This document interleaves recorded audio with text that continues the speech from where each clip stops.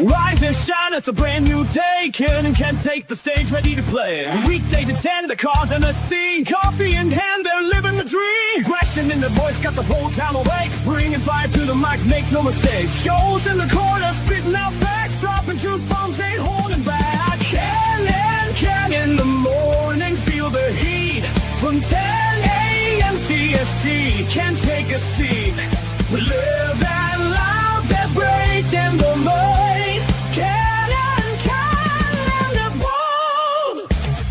Light up your speakers, crank up the sound. They're talking about life upside down. Opinions exploded like a sonic blast. In the studio, they're built to last. With passion and grit, they engage and ignite. Every single week, they're a force can't fight. From sports to politics, This is a Huddle Sports Network broadcast. You can find us on Roku TV, Amazon Fire TV, Facebook, and of course YouTube. Get all your NFL news here first. Good morning. Welcome to another edition of Ken and Ken in the morning. There's a Ken, and here's a Ken. We don't have a Joe yet. Man, that's weird that we have a Ken and a Ken in the morning. I know. Someone should start a show and name it that. You know, I was kind of thinking that vaguely, Ken, because that name kind of rolls off the tongue a bit. It does. And then every so often we get a Joe. Like, I've got a cup of Joe right here. And then there's Joe Rogan. And then there's Timu Joe Rogan. And I am absolutely terrified if you have a cup of Joe. That's what we call coffee. We don't have a Woody this morning, though. We don't have Wood again. I don't know if I can fill a whole cup, but, we'll see. Our Wood is going to be a little deflated today as the Bears make a move. And Joe just, that's bad. That's awesome. So, hey, two roster moves that some Bear fans are going to be, I don't know, maybe upset about, maybe not. They waived a bunch of guys yesterday. Let's see who We've got a motherfucking broski. All right, so you get a broski as well. How you guys doing? A couple Bears moves here. One broski's going to be mad about. The other is probably not going to be Woody's happy day. So they waived / put on the injured list UTFA Major Burns, the safety from LSU that we were all kind of hoping for. He is now on the injured list, waived, and the kicking competition in Chicago is over. Jonathan Kim has been waived. So it's all Cairo Santos all the time. Forget those 55-yarders. They're never going to happen in Chicago. Yeah. I was like, well, he has been the team MVP the past 3 seasons. So, I mean, and look, I get that, though. And I'm not mad. You know what I'm saying, broski? I'm not mad because for Bears fans, man, the kicker is a very big deal because of the double doink. And then we went through all that time where it was like, can we please get a kicker? And then Cairo said, here, hold my beer and my Brazilian soda. And he's been good. And he's been consistent. He may not get you to 55-yarder, but he's still good. And he's consistent in this range. Yeah, he consistently got 3 kicks blocked 3 weeks in a row. 2. But that's okay. What was the third one? What was the third one? Because I thought Green Bay was the first one, then the Vikings did it, and I thought there was another team. No, just 2. Okay. Yeah, but yeah, I mean, so maybe we haven't really seen him kick anything yet. Maybe he went to the gym. I don't know. But the kicking. I was gonna. Go ahead, bro. I was gonna say those blocked kicks. I think that's more of a result of the Bears special teams coach Hightower, who for some ungodly reason they decided to keep with, even though they're getting a whole new coaching staff. So that's amazing. Are you saying that he's got the perfect title in the special teams coach? Yeah. Extra special. That's a good point, broski. We'll see. Hey, good morning, Eric. Hey, by the way, up, buddy? The Giants still kind of suck. I said kinda. I didn't say they suck. But yeah, Close maybe. Enough. Yeah, I mean, Broski, I get what you're saying. I don't disagree with it. The angle, maybe his angle needs to improve. That's for sure. Hopefully, it's something they can work on. Maybe he also hit the gym. I'm not mad that they kept Cairo though. I really am not. I mean, there are a lot of worse things you can Santos. do. Yeah, I mean Santos under 50 yards is excellent. You know what I'm saying? It's just it's some point, especially with the style the Bears have been playing. Like they're not known for their offense, so having a kicker who can hit from 55 would be nice in theory. But he's not. I can't say he's a bad kicker. You know what I mean? Yeah. He's not hitting from 55. That's all. Yeah, he's good. Not hurt. You guys in your 55-yard field goals are living in the past.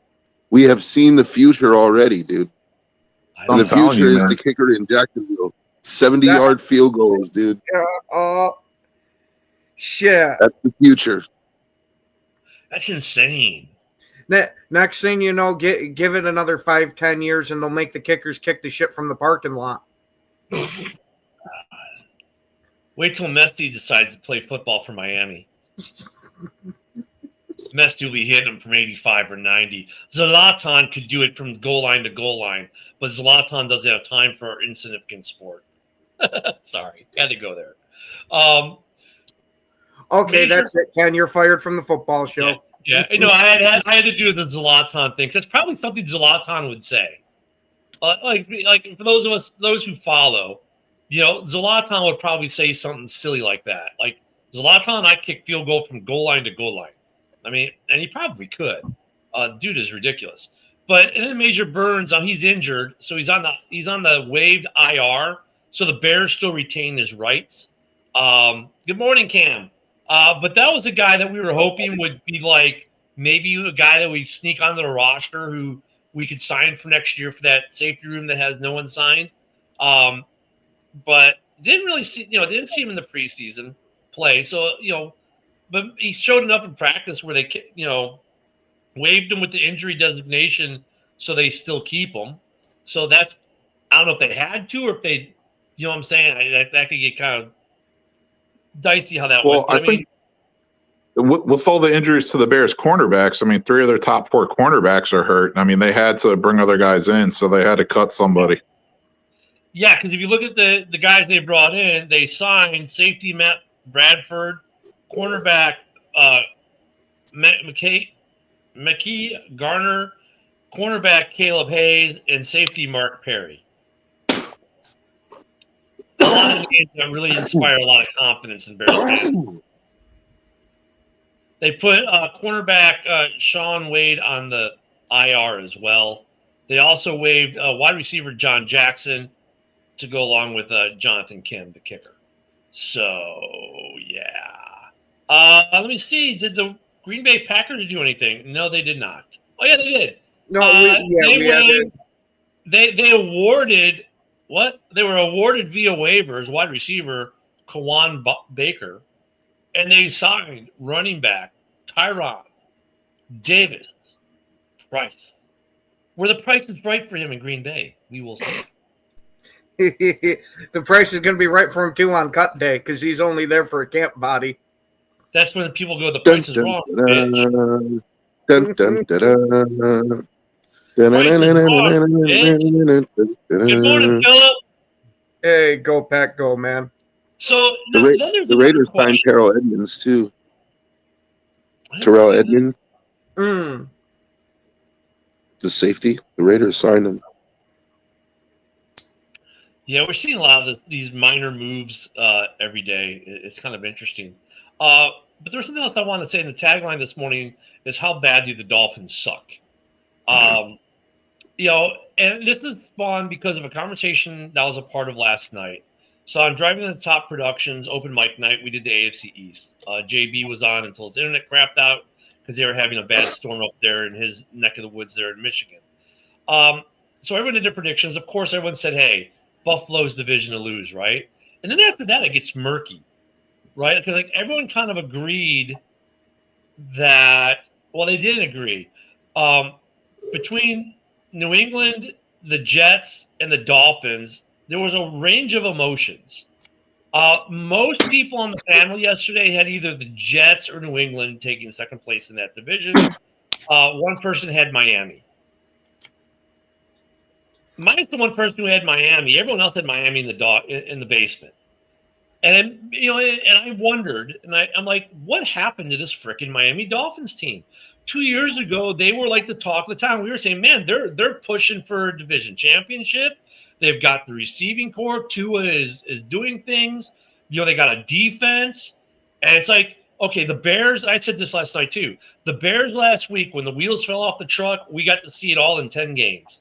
The wheels fell off, the muffler started dragging, the engine block, screws started to come loose, and the engine block started to fall, and they almost hit the ground. But with Miami, this has been a slow thing over the last 2 seasons. Like, this team might win 1 or 2 or 3 games this year. They are terrible. If you look at their ones played against the Bears 2s in a preseason game, and the Bears 2s held their own against the Miami Dolphins 1s. Yeah, it's preseason. It means nothing. If Tua stays healthy, I still think they're an 8 or 9 win team if Tua stays healthy. Big if. It's his non-throwing hand that he had to get surgery on. Yeah, and I know he had throwing hands, but okay. If Tua stays healthy,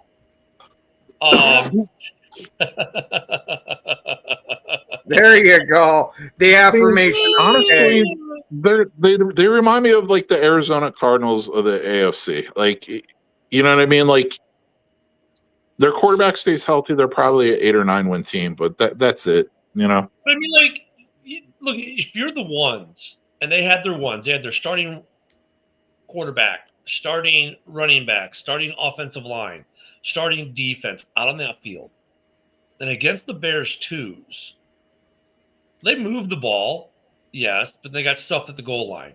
And it made Sewell like, hey, here's why we drafted the kid. He had a great game against the Miami 1s. But then in joint practice, the Miami 1s got dominated by the Bears 1s in practice. It's preseason, but I have to still wonder what the hell has gone wrong with Miami. Their defense. Just the fact that we're having this conversation is saying something, because 2 years ago we were saying, man, it's that division. It's going to be Miami or Buffalo, and now it's like that's what happens when your head coach has been on South Beach for 2 years straight. That mad genius effect that it has quickly turns into psychosis with prolonged use. So are you saying he's been hanging out at the Clevelander after games too much? Fun little micro hotel on South Beach has a great bar. Now the good news with them being kind of a train wreck is AJ Henning looks like he's going to put himself in a good position to make the roster there with the way he played Sunday, and hopefully he can continue that. I think they should really, and look at Tua is a hit away from being done. Maybe they're in the Arch Manning sweepstakes. Maybe that's a good thing for them. Maybe Waddle and Tyreek Hill are trade bait at the trade deadline for some capital for next year for them to start the rebuild in Miami. Because look, they've given up some great defensive players over the last 2 years. Minnesota says thank you, right? So ever since they did Hard Knocks in season, they've been. I don't think they give up Waddle and Hill. I think they would probably hold on to Waddle and get rid of Hill, because you don't want to leave you don't want to, even if you're doing like tearing it down, you don't want to leave like no receivers for your new quarterback. I don't know. I would try to keep Waddle if I could. They got AJ Henning. That's all they need. That's my story, and I'm sticking to it. But no, I think one of them could go, if not both. One of them for sure could be, especially if they're like just not doing it. And like, look at Tua. He's one hit away, but here's the thing with Tua: he gets pretty good numbers overall. But let's be real. Every time you need him to make that big play, to be the franchise quarterback and make that big play at the end of a game, it's an interception. Chad Pennington 2.0. Yeah. And look how deadpan Ken says that. So here's the question, though. Is Miami, like Broski, I get what you're saying. If Tua's healthy and he can make some big plays instead of making big interceptions, you're saying they could be an 8 or 9 win team, which puts them in the battle for second place in the East, along with the other two. I mean, all three of those teams. I mean, we had one guy in that panel had like Buffalo winning 13 and no one else in that division winning more than 6. Was he a Buffalo Bills fan? No, he was not. Shocking. But you know what though? I could see that though too, because I don't know what to expect out of New England. I don't think Drake May was okay last year. Showed New England. I 100% believe they will be the number 2 team in that division, with Mike Vrabel running it. Drake May showed me enough last year to say that he has real potential to be a franchise quarterback. And they got Trevion Henderson in the draft, and dude, Trevion's going to be a beast. I mean, like I said though, it's not the new head coach stuff aside, because Vrabel is a defensive guy. But didn't they draft what's his name, Campbell, or is it Campbell, the tackle, with their first overall or their third overall pick? Didn't they take the offensive lineman? I believe they. No, it was a defensive. I can't remember, to be honest with you. I'm looking it up now. Yeah, they picked third right after Jacksonville, and I think they took the offensive lineman. Not even close, Bill, because Bajan had an okay game, but what else? The argument there was like if your ones are struggling against, they took Campbell. They took Campbell. Okay. I mean, I'm not completely sold on them. I'm not completely sold on the Jets either, and I'm not, as far as the other two teams in that division. I think it's going to be an interesting division with, look, it's that division is obviously Buffalo here, and the other 3 teams, and somewhere those other 3 teams are going to be fighting for second, third, and basement. For the Jets, they're interesting because they are not without talent. All 3 teams have talent, have some talent on the roster. 2 of them have a new head coach. One has the head coach who has the best press conferences and likes to hang out at the Cleveland or on South Beach. So it's going to be interesting. But I'm just like the decline of the Miami Dolphins over the last couple of years has been just kind of like maybe surprising, but definitely interesting. Yeah, I mean, it changed for them when Vic Fangio left. Their defense went to shit. They still have a good offense though, if Tua is healthy, and Tyreek Hill and everything. So the Patriots, I mean, defensively they'll get coached up by Vrabel, but how much talent overall does that team have right now? You know what I mean? To me, they're still kind of lacking. The Jets, first year head coach, Justin Fields a quarterback. I mean, I'm expecting like 6 wins out of them. Cook got his contract from the Bills. He's got, $30 million guaranteed, so the Bills, they don't overwhelm me with their roster and the talent level of their roster. However, they're a well-coached team. They have one of the best quarterbacks in the league, and they play in a crappy division, so. I mean, the thing with I know you don't like Fields, but what makes the whole thing with the Jets even more interesting is their brand new head coach was the defensive coordinator for the Detroit Lions, who schemed his defense against Justin Fields for 2 times a year for 3 years. And then when he becomes head coach, he could go after any free agent quarterback he wanted to go after. He could have pursued trades for any one of the guys who got traded in the offseason. He didn't. He made one choice per quarterback and one choice only, and then signed him to a 2-year contract, which has to be is a ringing endorsement from him on Justin Fields, that he made Justin Fields his priority target over all the other quarterbacks that were out there, and went and signed him real quick to that deal. So, you know what I'm saying, Broski? I mean, AG, who had to design defenses against this quarterback, went out and made him his priority.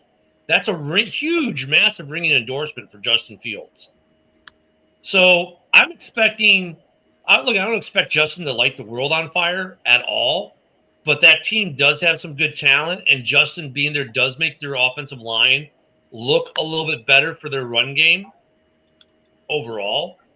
So I think the Jets will actually be a little bit better than a 6-win team.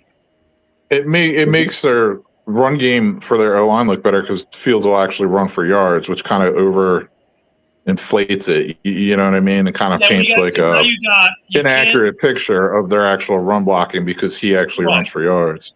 Right, because you can't you have to defend it differently with Fields than you do, say, Caleb.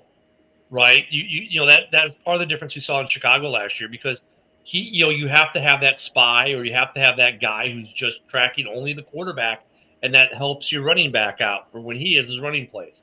So I would think I expect the Jets to be a 7-9 win team. Yeah, and AG is a defensive coordinator. I was never impressed. I mean, his years in Detroit, they never had a top 10 defense, and he struggled against Fields, and every other team in the league could figure Fields out. So, you know, it's one of those things. Like we'll see. You know, he might be one of those guys though, because he does seem like AG does seem like he has some natural leadership ability. He does seem like he has like the head coach personality. So maybe he's actually better at being a head coach and having someone else call the defense for him, type of thing. You know, you never know. I mean, the East is going to be interesting though between the Jets. The Jets are probably ascending a little bit. New England's ascending, and then this quagmire of what is Miami. It makes that a very interesting division to watch this year. And it's either like Miami, it's either going to be good or it's going to be an absolute train wreck. Like I don't think there's any in between in Miami. It's either good and they're looking to make a wild card, or it's an absolute train wreck. It's one of the two things I think in Miami. The other two teams, I think they're mid-range. They might muddle a little bit, but they also might be teams that you don't want to face at the end of the season because they may start to hit a stride as they are ascending. I look at the Jets. Yeah. Look at the Steelers last year, right? Justin Fields had them at 4-2 on the back of a good defense and less receiver talent. The Jets have defensive talent. I mean, Quentin Williams. They got Sauce Gardner. They have a good running back in Breece Hall. They have Garrett Wilson. Like, I think the Jets on paper, they have talent. So I don't see any reason why Justin Fields, if he could have the Steelers at 4-2 with less receiver talent, I don't see any reason why he couldn't kind of pull the same thing with the Jets. I'm not saying he's going to like win the division or anything, but I do also, I kind of agree with Ken. I think I see a possibility where the Jets finish with more than 6 wins. I think they could go up into that 8-9 win range. And it's less. He had less offensive talent in Pittsburgh. Pittsburgh probably has a better defense than New York does, but New York is not devoid of defense. They've got talent on both sides of the ball. To me, maybe the difference was coaching. And hey, we'll see. That's why they play the games. It'll be a interesting season for sure. Those teams in that division are going to mix it up and get after each other for sure. I mean, I look at the Bills roster, and I for the life of me don't understand why they have such a good record every year. Just looking at their roster in a vacuum, I'm like, the roster is not impressive, but it's like, okay, look at the crappy division they're in. You know what I mean? Like, and they have Josh Allen. So it's Josh Allen crazy. I mean, Josh Allen offensively, but Keon, like, he's coming out. Like he had a pretty good rookie year. Besides, he has great press conferences, right, with the whole jacket thing and everything else, and the cookies and that. But he's actually played well. They've got some sneaky good young talent that kind of gets overshadowed by other bigger talent, I think, in the league. But yeah, Allen. I mean, what's funny about Allen is there was a time when Buffalo fans hated the guy, and they're like, "Oh, this guy's a bum."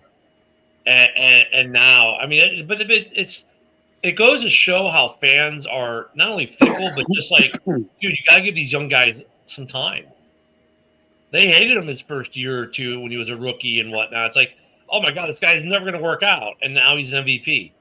Like you gotta give these guys time to develop. But yeah, Allen is that's your key, broski. Like, and for them, look at if Allen goes down for a couple weeks, I think they're okay because Trubisky is Allen No, light. no, no, For no. them, it is. They're screwed. Look at- They're screwed, blue and tattooed, man.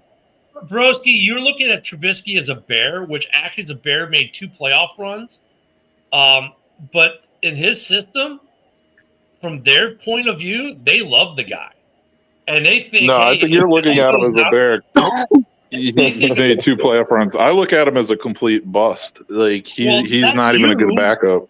That's you, but that's not the Buffalo Bills, who, by the way, win a lot of football games. They think that if they had to put Trubisky in for 2 or 3 games, they would be just fine. 2 or 3 I games. disagree. 2 or 3 games, they do like him, but there's no Bills fan saying that they want him to start a full season. No, I wouldn't say that either. But I think they're even like with their backups, like they're good with some backups. So like I actually believe for them, Trubisky is he's a good fit for them. And it's one of those fits that just works, and how it works sometimes in life. So if they were to lose Allen for 2 or 3 or 4 games, they would survive it pretty decently. No way would I advocate Trubisky being a starter up there for anything more than 4 or 5 games.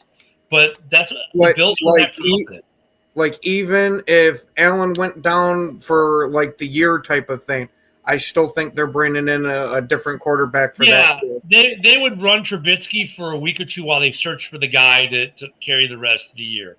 Yeah, unless Trubisky came in for 2 games and just tore the cover off the football. But he's been in that system now a couple years. But the Bills, they're just a good, solid football team that's well coached. And then you got Allen. And the rest of that division, it's weird because you've got 2 teams that are somewhat ascending. The Jets were kind of like in this weird quagmire, but I think they're an ascending team. New England's definitely ascending. And then there's Miami. It's like, you want to talk about boom or bust.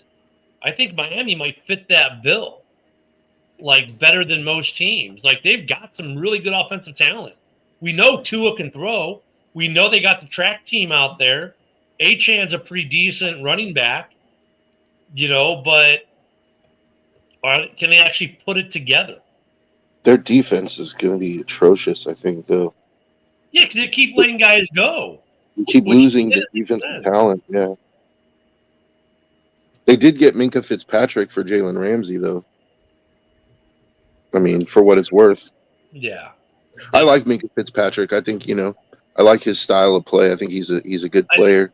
He's not going to be like defensive player of the year, but he's a good player. I think that was a good trade for them. I think both guys just need a new place. So that was one of those trades it wasn't like, oh my God, earth shattering, but it was probably good for both teams. So yeah, it's going to be interesting to see what goes on in that division. But the Dolphins are kind of that. You're just looking like, man, the hopes were there, the team was there. What the hell happened? So yeah, AFC East going to be an interesting year. We won't see much of the AFC East in our division. We get the AFC North, which will be fun. Joy. And then the NFC East. Joy. Man, the North has a tough schedule this year. This should be fun. Oh, yeah. There's definitely a few matchups I'm looking forward to this year out of division teams will be playing. Well, then you get I'm looking forward to the first Steelers-Ravens game, dude. That's what I'm looking forward to. I want to see Aaron Rodgers versus the Ravens. Let's see, does Rodgers get the Steelers over the hump? Can he help them win that division? Or does he leave on a stretcher? That's also a possibility.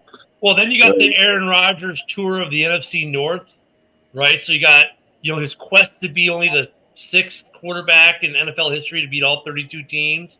You've got the revenge game for Caleb and the Bears over Rodgers.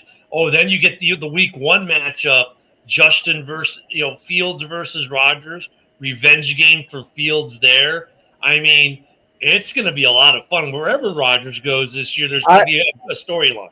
I'm gonna just put this out there that Rodgers with a chip on his shoulder is a motherfucker to deal with, and that's gonna lead to a few interesting games for all of us. I think the Steelers go 1-3 against the North, and it'll be the one team. The one team he'll beat will be Minnesota, and everyone else will beat them. And that's gonna be the one game where I might actually cheer for Green Bay, just so he doesn't get the all 32 teams. Man, you hate Rodgers that much, huh? To be honest, I don't think he deserves it. Like some people, like you'd be happy to see them get some accomplishment. Rodgers, because of the way he's been, he acts towards people and fans and whatnot. Like, I hope you don't get it, dude. You're a shithead how to he fans. acts towards fans, you mean how he'll go out of his way to sit there and bullshit with them and talk with them, all that. He'll do that. Like, okay, yeah, well, opposing fans. Be more specific. How's that, Ken? Because you can be, you don't have to be a shithead to opposing fans. You can be a shithead to opposing players. Well, being shithead to opposing fans sometimes. And when the opposing fans are shitheads to him, I give him all authority in the world to be shitheads back. You're a professional, man. But no, that's one game where I could actually maybe see myself going, hey, I don't mind if the Packers win that game. I think he might do better than 1-3 against the North, though. I'm just being honest, because that Steelers team, their defense is ridiculous. He's got DK, he's got Freiermuth. Like, they just drafted a running back. Like, and don't forget the absolute monster they have in Washington is their tight end too. Along with they traded the Steelers. The Steelers traded for that tight end from Miami also, so they have two stud tight ends, and their third tight end's not even half bad. And they just picked up Jalen Ramsey to add to that defense. Yeah, they're going to be an interesting team to watch this year too. As the Aaron Rodgers farewell tour commences, because this will be his last year. I think that Jalen Ramsey pickup is going to be big for them. And not because because Jalen Ramsey has shown that he's kind of starting to decline a bit. But I think when you add him to an already really good defense, when you have good players surrounding you, it ups your level of play. So I think that could make their defense even better. So I don't know. I think Pittsburgh's going to be a tough out, man, especially if their offense shows that they can do anything at all. Yeah, my thing with them is their running back. They were winning games on defense last year, just off the back of their defense. So if Rodgers can have a somewhat Rodgers-esque season, you know what I mean? They're going to be interesting. Not MVP Rodgers, but should I think even if you get Jets Rodgers with that defense, that's going to be a motherfucker. Dorn is already saying, Dorn's already going, Rodgers already having a calf injury. He's an old man. He should retire. That's going to be the big tagline with that team. We can all be somewhat excited about some of the talent they have on this roster, but if Rodgers can't stay healthy, it won't matter for them. Rodgers has to be healthy.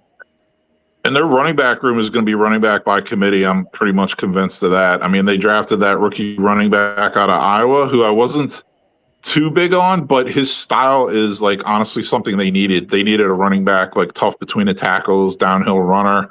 He can also catch. They still have Jalen Warren, who's a good rotational guy, and they signed that running back from the Eagles. He was their second or third running back, but he's actually a good all-around running back. So they got three guys they're probably going to use every game. Could be interesting, man. If Rodgers can keep it together, man, they could be a really tough team. The AFC North is just and even even Cleveland, who we shit on all the time because of the how many quarterbacks you got, with that defense, and if they can get just decent offense play, they don't even have to be great. They just have to be mediocre on offense, and they're going to win games. That's going to be another division. You're going to be watching this. You're going, wow, this is it's funny. The AFC East is going to be interesting because, they're probably going to be, okay. And it's going to be interesting to see what the boom and bust potentials are. Then you go to the North, and you've got some really freaking good defenses. You've got probably the worst team in that division being Cleveland, where really, if they get some decent quarterback play, just decent, they're going to win football. I'm still worried about the Cleveland receivers. I don't think they got too much out there.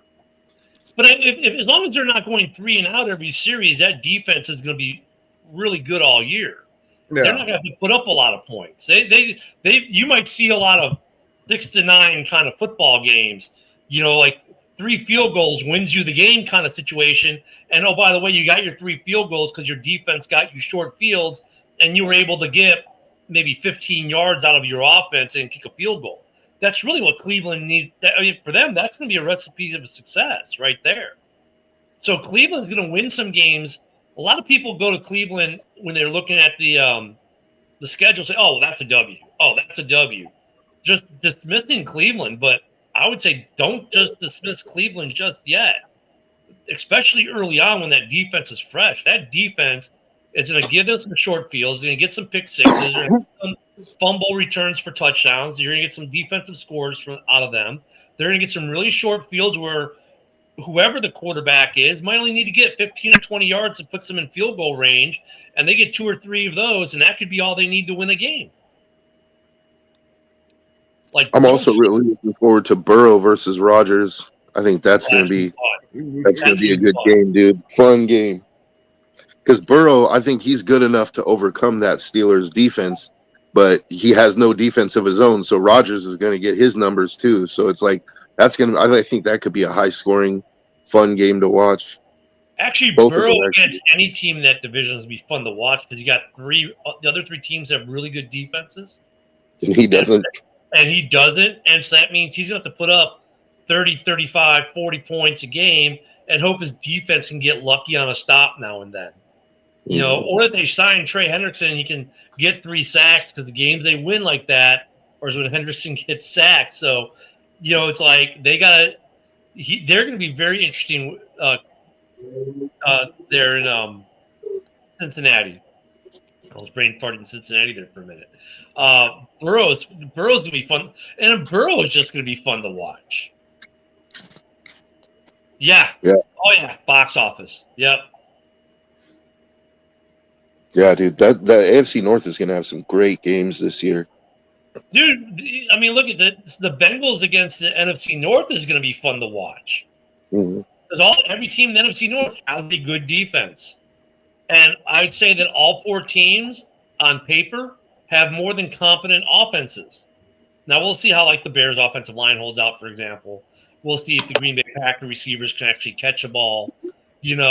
We'll see if Goff can stay upright and not make dumb mistakes with pressure. And we'll see if JJ can just, put the ball where it's supposed to go. But, I mean, those games are going to be a lot of fun because you got 4 good, pretty good defenses in the North. And Burrow, that's going to be the story of Cincinnati all year, though, I think.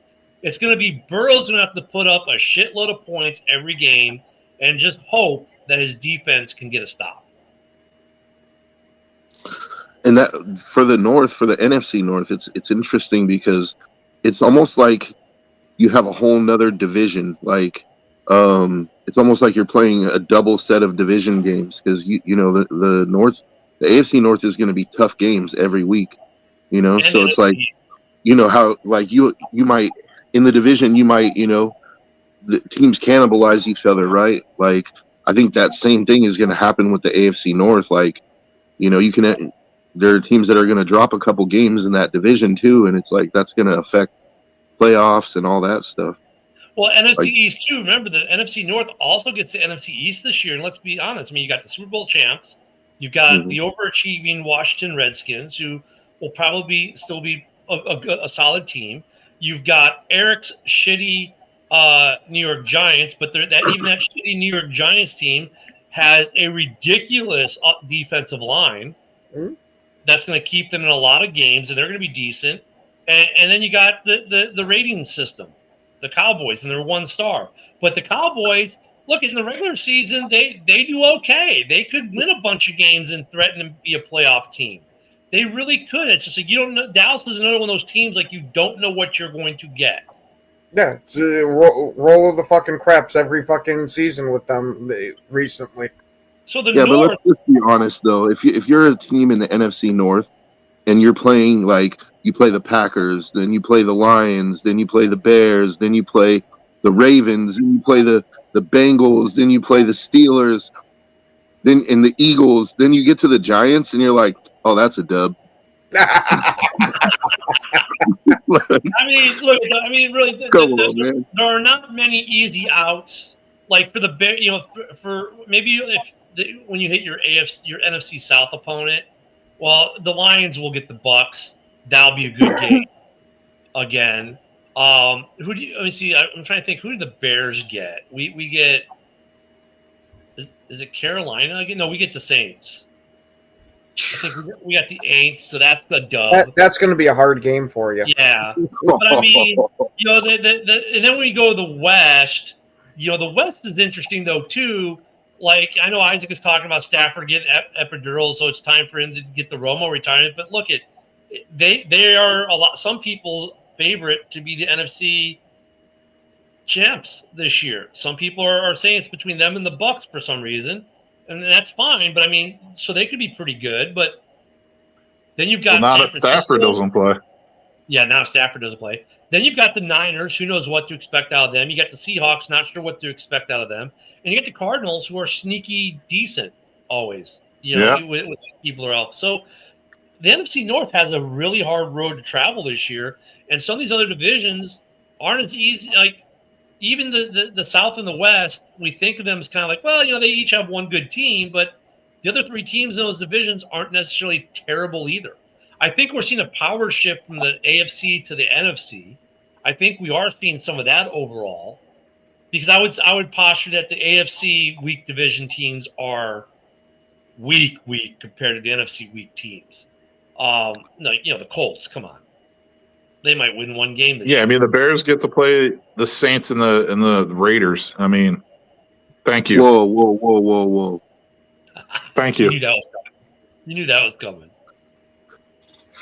You're going to put the Saints and the Raiders in the same breath? Like, yep. Wow. Joe, go ahead. Let's see what you got. That's just crazy to me. Like, the Saints they'll be lucky to win 3 games. If the Raiders win 3 games, that would be a shock to me. Like, I'm not expecting them to win 12, but to win 3, that's wild. AFC West is going to be really good too. I think Pete Carroll and the Raiders will actually be pretty decent. They may start a little slow, but they're going to be a team like. It depends when you catch the Raiders. I think if you catch and Broski, when do we catch the Raiders? That's for the beginning Bears. of the year. It's like week 3 or 4. I think it's week 4 actually. So if I'm not mistaken. That could be. Well, both teams will be kind of trying to figure out their new system. So, but if you're an established team who hasn't changed your coaching and whatnot, like if you're the Chargers, for example, you want the Raiders in the first 3 or 4 weeks because that's when they're going to be at their weakest of the season for sure. It's week 4. Yeah, as the season gets on, the Raiders will become a better football team for sure. But I think they're going to struggle probably for the first 5 or 6 games, a little bit. That's fair. I'm not, like I said, I'm not expecting 12 wins, man. But I'm not expecting 3 or 4 wins either. I think they're definitely on paper good enough for 7 or 8 wins. Pete Carroll's saying he expects 10 wins. Hey, more power to him. I hope he does, dude. Oh, God, here we go. So we're tracking preseason numbers now, John? Is that what we're doing? You know, one thing that I'm interested to see this season. One thing Broski and Dorn agree upon. I'm sorry, go ahead. One thing I'm interested to see this season is season 2 of Marvin Harrison Jr. Like, he didn't really shock the world last year with his rookie year, right? And Kyler was hurt for a good part of it, and then he came back. But I'm curious, like, because Marvin Harrison was for quite a while, actually even up to the draft, because there was only a couple people that were saying Malik Neighbors was going to be better, right? And a couple of us were some of those people that were saying, I think Malik Neighbors could end up being better. But Marvin Harrison still, like, as highly touted as he was, I think there's We haven't seen his best yet, obviously. So, And Joe, I think if I'm not mistaken, the Cardinals won 9 games last season. yeah. So it's like, right. But I'm talking about Marvin Harrison personally. Like he didn't have but like I'm just saying, some crazy rookie season. That's what I mean. He didn't have a crazy year. Their quarterback was hurt, and they still won 9 games. It's like, this is kind of what I'm Stafford's out now. The Niners are downgraded. It's like, dude, that division could be wide open this year. Arizona's got a real shot. Is what I'm trying to say. You look at the big 3 receivers in the draft last year: Marvin Harrison Jr., Rome Odunze, and Malik Neighbors. And at different points in the conversation coming into the draft, it was 1A, B, and C basically. Like there was, people who thought Neighbors would be the first one off the board. People who thought Odunze would be the first off the board. People who thought Marvin Harrison Jr. would be off the board first. All 3 of them were kind of in that. And then it was this. After those 3, there's a massive drop off, is what everyone said, right? And Neighbors is the only one who had kind of a big-ish rookie year. But Marvin Harrison Jr. and Rome Odunze had solid rookie campaigns. Like they didn't have shit years. They had pretty solid years as rookies, especially given some of the situations that the latter 2 were in. Marvin Harrison Jr., his quarterback was hurt a bit. He had some bugs here and there, some persistent injuries. And then you look at Rome with 3 offensive coordinators, 2 head coaches, and all the dysfunctionality that happened in Chicago. He still put up some decent numbers. Had a decent rookie year. To me, this argument makes it sound like a ringing endorsement for Malik Neighbors, because not only did he put up those crazy numbers, he had Daniel fucking Jones throwing him the football to do it. Well, Malik Neighbors was also the other difference between Malik Neighbors and Rome Odunze and Marvin Harrison Jr. is Malik Neighbors was the only guy they had to throw to in New York last year. Oh, so he suffered from the Brock Bowers syndrome. Kind of, yes. Joe is shaking his head, but that's fair. That is fair. I mean, because like in Chicago, you had DJ Moore, you had Keenan Allen, you had Cole Kmet, which they rarely use, but they did use from now and then, and they throw to Swift out the backfield. In Arizona, they threw to other guys, right? It wasn't so. Yeah, I mean, in New York, he was the show, kind of like Dick Bowers was the show for Vegas. So yeah, I mean, there is some of that. Neighbors had a great year, and it's definitely, if you're a Giants fan, it's like, okay, we need to like put some guys around him. We need to get him a quarterback that's going to deliver the ball. We need another wide receiver that's going to pull some coverage as well, right? So that Neighbors can be Neighbors and not get tripled. Doubled we can deal with. Tripled, it's going to suck, because now everyone knows that Malik is the only guy we got to throw to. So, it's going to be interesting for those guys. We talk about the quarterbacks, second seasons. Those 3 receivers, their second seasons are going to be very interesting to see how they change from season 1 to season 2. And Marvin Harrison Jr., and Rome, you've heard both of them say, for both of them, hey, those guys are going to break out years. Maybe they do. I don't know. But that's the big 3 from last year. How do they improve their teams this year? I think both will. But Joe brings an interesting point, especially in that division. And Arizona is that team that no one ever talks about. Like, no one talks about Arizona, seriously. Like, even people who live in Arizona don't talk about Arizona. Right, Cam? Ask Cam. He lives there. He'll tell you they barely talk about the Cardinals. Well, that's just because they have about 15 fans total. And I know one of them because I was in Iraq with them, which is interesting. I mean, like, so they could. Wouldn't it be interesting if Arizona wins that division? I don't think it's out of the realm of possibility. Like, yeah, if Stafford's out, they have a shot at it for sure. Look, if he can, Stafford in, I think they have a shot at it. To be honest, I think it's kind of I look at it as a 2-horse race between them. Like between the Cardinals and the Rams, because I think Seattle is going to be terrible, and I think the Niners are in a free fall. I think they're in a decline. Yeah, don't sleep on Arizona. Like Arizona, like even Cam is like they should be. I agree with Cam. Arizona, even with people don't say because of the Keebler Elf stories in the contract, but can't play PlayStation or whatever it was. Call of Duty. Call of Duty, whatever, and all that other bullshit. But all bullshit aside, like, dude, the Bears were in free fall when we played them last year, but they destroyed the Bears. Right? When we were in our little free fall. Kyler Murray's the jackrabbit. The Keebler elf is Bryce Young. Yeah. I was going to say Kyler Murray's a pretty good fantasy quarterback, just putting it out there. So watch Arizona out there in the West. Just or Mighty Mouse. I've heard that one too. And I'll just, in Kyler Murray's defense about the whole video game thing, has any one of you guys ever been like in the middle of a game of Call of Duty and somebody wants you to go do something? Like, come on, man. I don't play console games, so no. Then you don't know what. You get it on computer too. I don't play. I play one game. Yeah. Like you're in the middle, you're right in the middle of a death match, and somebody's like, "Hey, dude, you got to go to practice." You're like, "All right, just hold on, dude." Like, when you finish one game, like. So wait, let me translate that into a language that Cam and I can both understand. Then, hey Cam, what he's saying is, if it's in the middle of incursions or in the middle of a big fat base raid, would we actually get up and leave? There we go. We play Star Trek Fleet Command. That's our game. So, but yeah, I get it. Arizona's going to be there.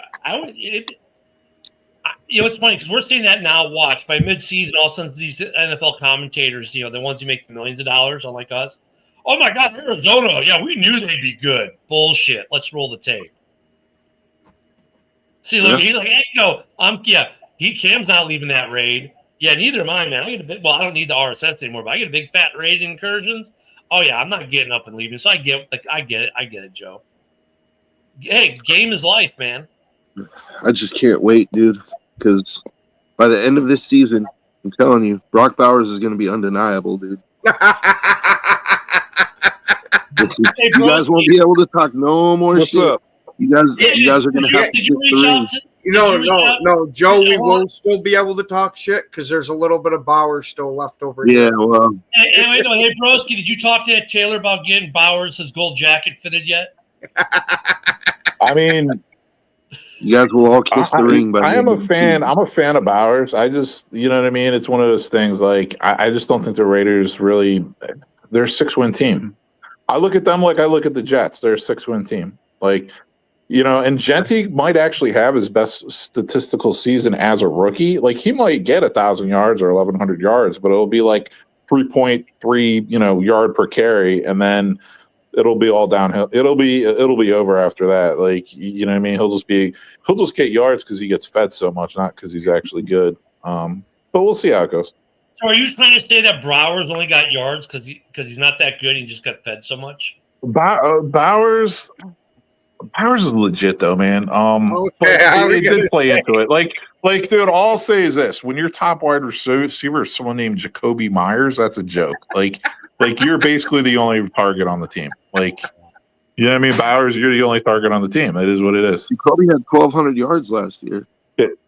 Jacoby, that's respectable Jacoby in any NFL circle. 900 yards? 900 yards? No, Jacoby had he's like a Darnell Mooney wannabe. No, Jacoby had 1,200 last year, I think. Yeah. Yeah. He's awesome. Jacoby Myers is a legit 2. He is a legit 2. The Raiders' issue was, especially after they got rid of Devontae, we don't have a legit 1, and Bowers became their 1 for all intents and purposes. Okay. So he finally broke 1,000 yards for the first season in his career. So that's fine. For a 2, that's good. For a 2, that's really good. Mm-hmm. What's your average 2 get? Like your average, 2 receiver in the league might get you between what? Anywhere from between 500 to 800 on average, I would say. At the age of 28, he finally broke 1,000 yards. So it's like, okay, I'm not saying he's a bad player. I'm just saying to consider him a number 1, he's not good. And Nobody disagrees with you. Nobody disagrees with you. 1. Even Raiders fans are like, he's a 2. But like when you look at 2s across the league, if you took all the 2s across the league, I think that average yards is or the range of yardage for a 2 in this league for an average 2 or a good 2 is between 500 to 800, and your elite twos are in that 9 to 1,200. Yeah, and from the Raiders' perspective, they look at Bowers like their number one receiver, which is understandable. The guy's a stud. Like, I'm not going to deny it. You know, he's he's going to be a hell of a player. If they could get a legit one to go with Myers and Bowers, that's an offense. Mm-hmm. Mm-hmm.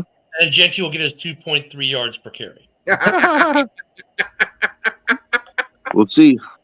But I don't understand when Broski says that they're a 6-win team. It's like they were a 4-win team last year with Gardner Minshew and the entire defense hurt. So you're saying with Geno Smith and like that they're only 2 wins better?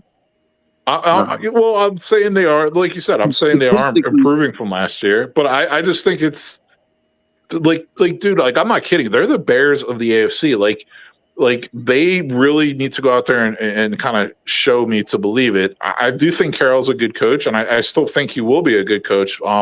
Geno, I'm not sold on anymore. I don't think he's terrible, but it's like they really need to get their QB of the future on the roster sooner rather than later. Defensively, their defense looks like trash, hot garbage. Like, really. Like, correct me if I'm wrong, but their defense looks terrible. Real quick, though, on Genty getting 2.3 yards per carry is not going to be a bad thing, and here's why. Because if they're getting 8 yards out of Brock Bowers on first down, they only need to get 2.3 to get the first down or the touchdown. But their defense last year, Broski, and their defense was – if we want to talk about Detroit having injury issues, if the Raiders had injuries last year, which they did, they all came on one side of the ball. It was like on defense, they could not keep a guy healthy to save their life. Max Crosby was hurt, and they're like, Max, you're hurt.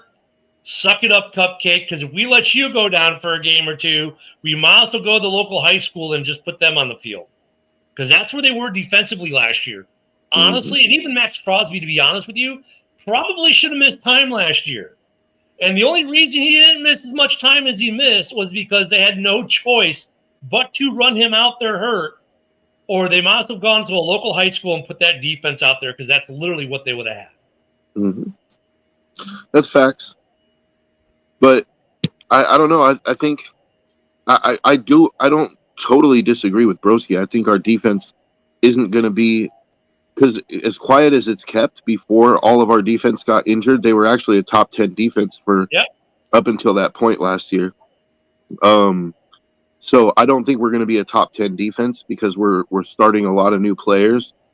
But the interesting thing is we're going out and getting like veteran players like Jamal Adams, Devin White, Landon Roberts, guys who have played elsewhere who maybe haven't lit the world on fire, but I don't know. I definitely think our linebacking core has gotten better than it was last year. I think our safeties is comparable. Corner is a real question, in my opinion. And defensive line, like losing Wilkins, we took a hit. But so look, they just got to do one thing: beat Casey, because Casey sucks. Joe's right now today. His left tomorrow on. I'm not going to say what they're going to suck the next day. And tonight, Casey is going to be sucking something, because on the Kelsey Brothers show tonight, which I won't be watching because I'm about to tell you about the shows we have tonight. Their special guest, who they won't tell you who it is, but their special guest just released a new album yesterday. We'll probably be on. Will Travis be proposing to her live on the show? We'll be finding that out in the news tomorrow morning. But today, we've got Joe and Ken on a little bit later with the MMA show. We've got House Hall tonight at 7 p.m. Central. And then right after that show, we have JB's Roundtable on the network. So we got a whole list of shows. We're going to have some juicy news maybe tomorrow. Because let's be honest, it's the guest speaker, the guest on the Kelsey Brothers show is going to be Taylor. So maybe we'll get some swift Kelsey news tomorrow. Maybe a ring. They've been dating for 2 years, so the timing might match. But other than that, guys, thank you everyone for being here. We are out of time. We got to get out of here so the other shows can get on. We'll see you at 2 p.m. for the MMA show, and then we'll see you later tonight for House Hall. Have a great day, everyone. See ya.